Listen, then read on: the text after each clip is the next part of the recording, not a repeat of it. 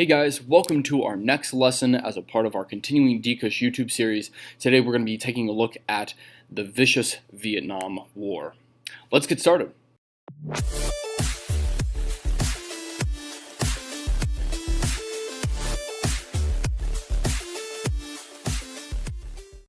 Okay, so we actually have two objectives that we're going to be covering in today's lesson, and because of the depth that this lesson is going to require, I'm only going to be basically working on our mini lesson here in this video, okay?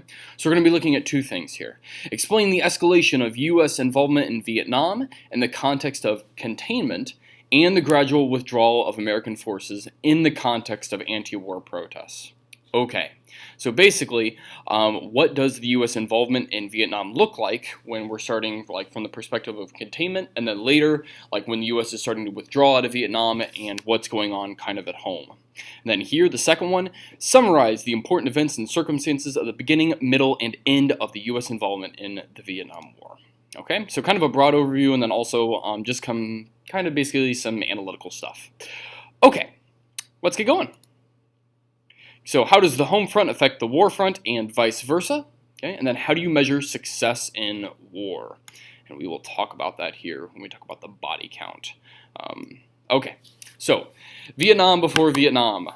We have to give some background basically here of world history before we get going on. If you don't know much about Vietnam, this is basically the 30-second overview of what it's like. The French originally owned Vietnam as a colony, okay? So we're talking World War II time period, and it was called French Indochina. Okay.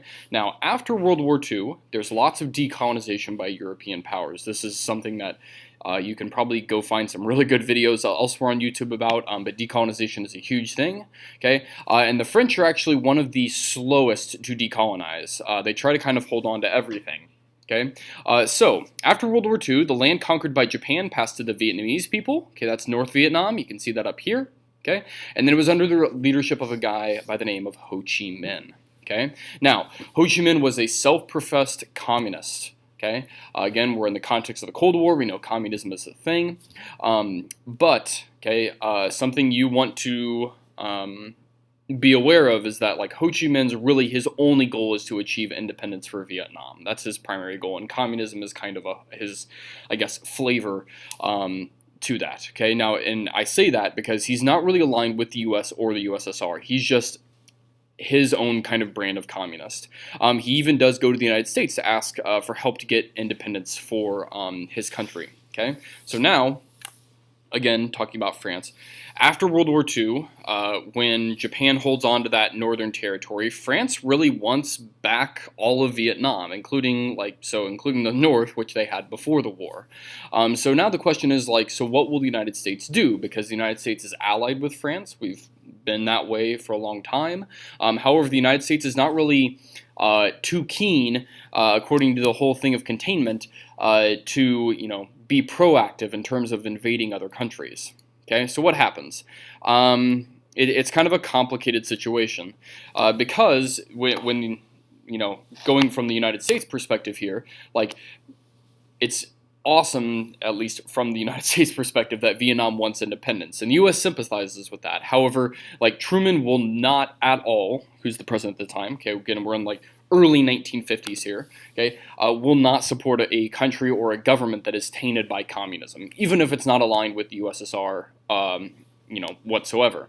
So here's the thing: if the U.S. doesn't support them, Ho Chi Minh's well, I can't go to the United States. I guess I'm going to have to go to the Soviet Union, and that's exactly what he does. So he goes to Communist China and the USSR to help to fight against the French. And again, the French are attacking up into North Vietnam because they want that territory back. Okay, and this is where now things start to get very, very complicated. Okay, because by 1953, the U.S. is paying 2/3 of the cost for the French war effort in Indochina. Okay, and that's an extremely expensive proposition. So the U.S. is well, I guess we'll support France because, we're certainly not going to support Ho Chi Minh, but at the same time, we're paying a lot of money out for this. And when the French get defeated, it's a battle called Dien Bien Phu, okay, this basically puts then the United States in a really bad position because now, France is clearly out of this conflict, and now the U.S. kind of has a stake in everything. So the peace treaty, which are called the Geneva Accords, basically what it does from that point is it divides Indochina into two halves. Okay, so kind of like North Korea, North Vietnam is going to be under the control of Ho Chi Minh, okay, and then South Vietnam will be under this kind of like semi-self-governed Vietnamese government that's backed by both the French and the U.S. Now, the big thing here is that this treaty, called the Geneva Accords, is not supported by the United States, the USSR, and China. And basically, if you think about it, these three countries are like the three most important countries who would need to back up this treaty to make sure it actually holds. Okay, again, like if you have outside countries who are kind of involved in this big kind of proxy conflict of the Cold War, you probably want them to buy into a treaty to make sure that it will actually hold up. Okay, and in fact, it will not hold up just because of that. And you can kind of see this map here. That was a picture of Ho Chi Minh back there. That's him. But you can see this is basically the dividing line, so to speak, between North and South Vietnam. And then Dien Bien Phu is right over here, in case you were so wondering. Okay, so now, this is where we kind of see a very kind of common trend in the Cold War, is that the United States will generally support governments who say they're capitalist, even if those governments are terrible. And that's exactly what the United States does here in South Vietnam. This kind of like semi-autonomous government in the South that the U.S. supports is governed by a guy by the name of Ngo Dien Diem. Okay, he hates communism, but he's not a nice person. So he's, as it says here, extremely corrupt and tyrannical, but the U.S. keeps him because we like that he doesn't like communists. So as this title suggests, it's better the devil you know than the devil you don't. Okay, now here's where, again, things get even more complicated. So the Diem government starts to come under attack from guerrilla forces. Okay, now if you're not familiar with guerrilla warfare and how this works, guerrilla warfare is basically this idea or this concept of non-formal warfare. It's kind of what the United States was fighting back in Afghanistan and in Iraq, definitely like much more seriously about a decade ago. But with that in mind here, okay, basically how it works is that guerrilla forces is like non-traditional warfare. So it's like they blend into civilian populations, it focuses on ambushing, and basically kind of like bleeding your enemy out. Okay, and who are these Viet Cong that are attacking? They're Vietnamese in the South who do support Ho Chi Minh's effort to reunify the country. Okay, so this is not a good development that South Vietnam is coming under attack. Furthermore, okay, Diem starts to definitely starts to gather some attention for doing some really bad things. So all of his basically corrupt practices and then crackdown on people inside of his own country, we start to see some really nasty protests. And one of them is Buddhist monks in Vietnam who start to self-immolate themselves to protest his government. And you can actually see that in the background of this picture. They would light themselves on fire and burn themselves to death as protests. And this gets obviously a lot of attention, you know, from around the world and especially in the U.S. Now, what happens to Diem? Okay.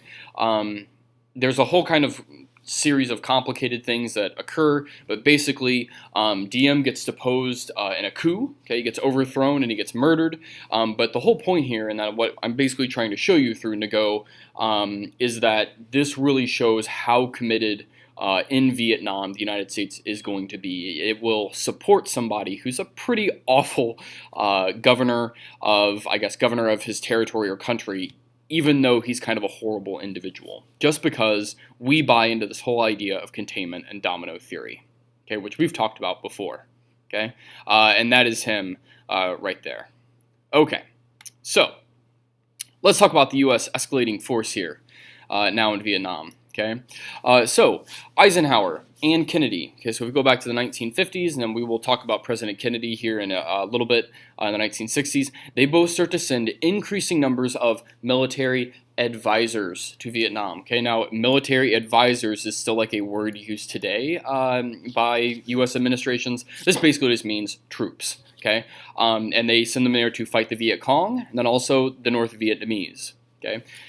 However, the point which things really, really escalate, and you can see this here on this graph right over here, is 1964, 1965. You can see it right here. This is under the guidance of President Lyndon Baines Johnson, LBJ. President Johnson sends, by 1969, there are over or nearly 550,000 U.S. troops in Vietnam.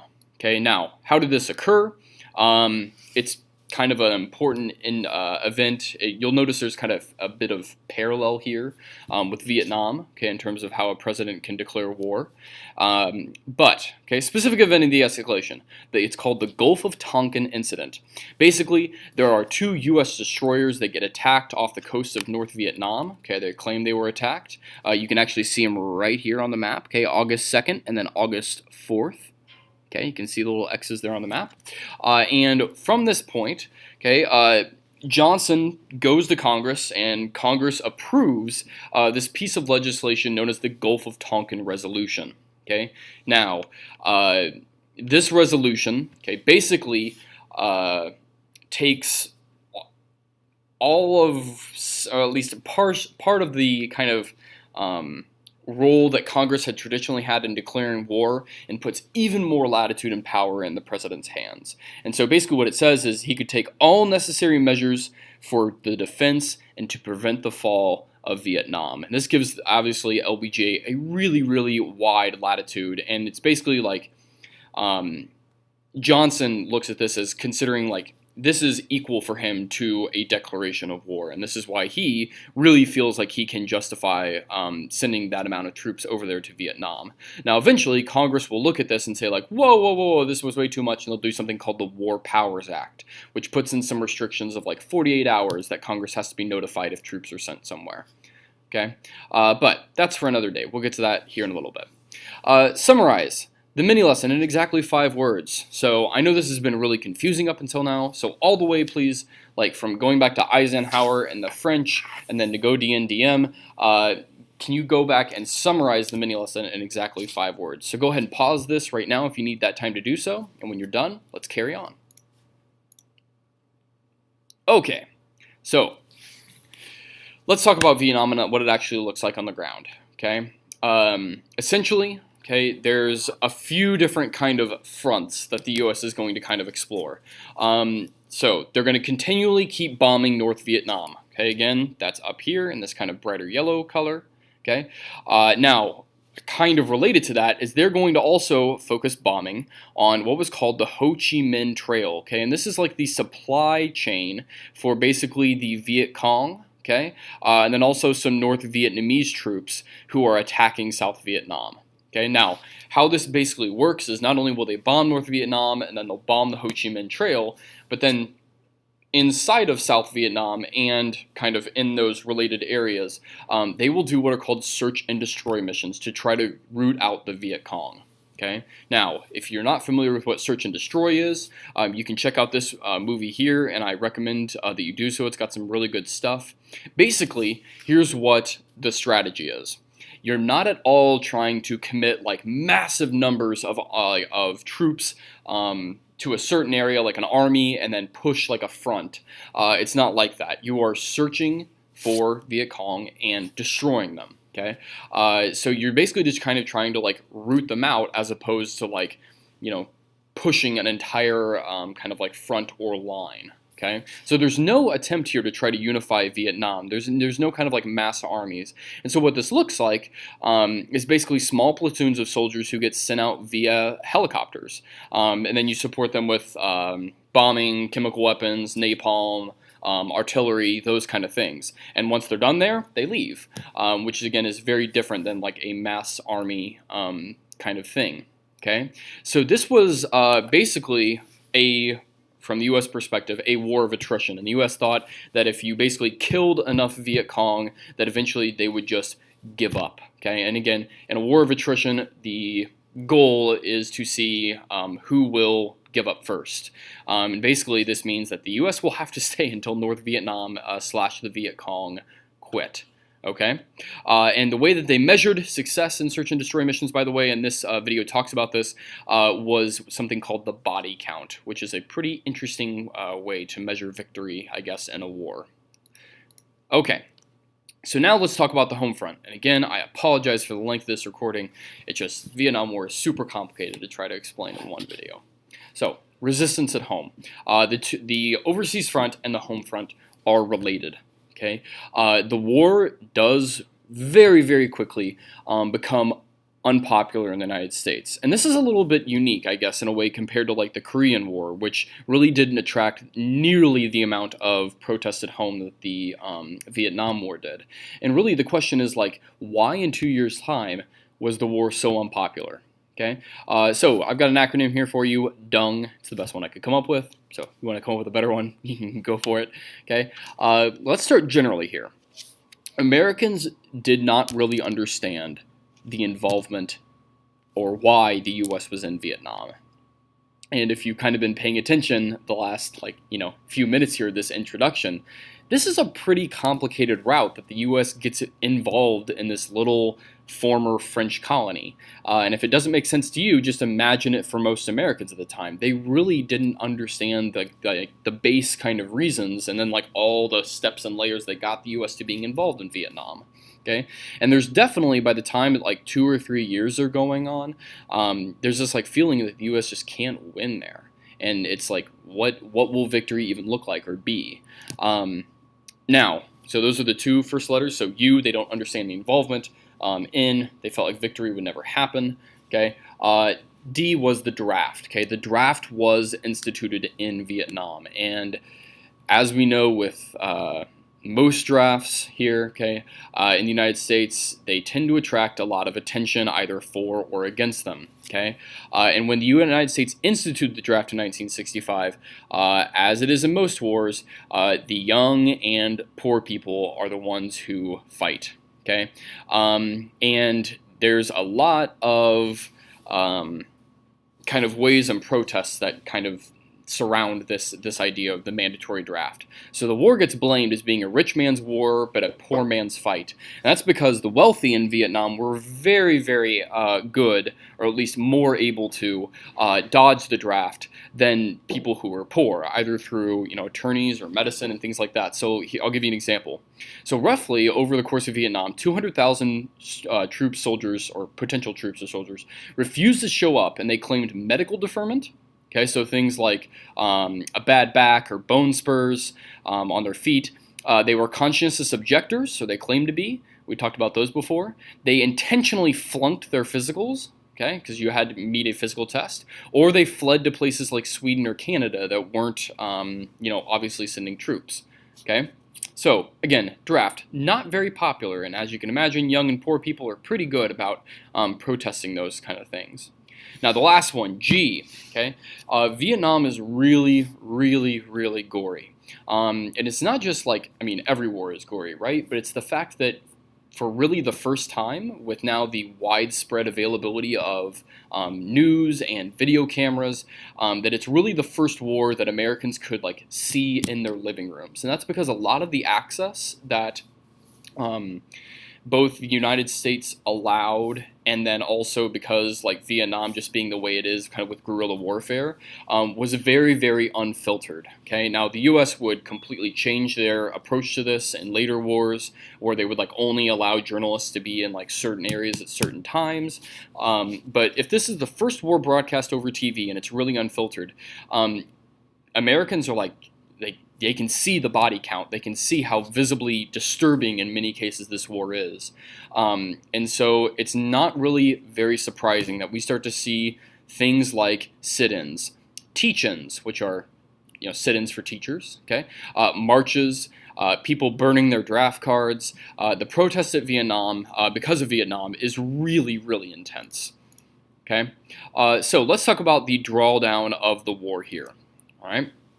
So by the time that President Nixon gets elected, and we will talk about that here in a couple lessons, really the question is like, the U.S. is not necessarily feeling like it's going to win. And so like the U.S. is like, okay, how can we get out of Vietnam with minimum damage, like without us looking bad, and how can we also set South Vietnam up for success? Okay, so note here, notice I said President Nixon, not Johnson, and that's because Johnson did not run for another term. He only serves one term after JFK is assassinated. That's because basically Vietnam broke him. Okay, and so when Nixon is elected, he kind of inherits this problem. So here's what Nixon does.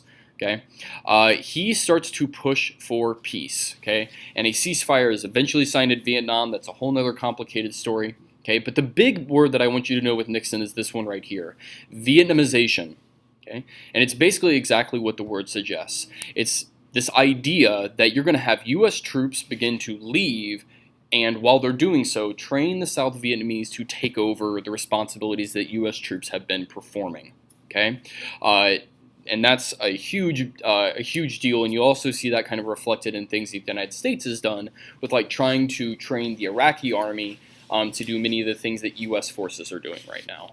Okay, he also gets rid of the draft. Okay, he makes it a volunteer army only, so he kind of gets rid of that impediment.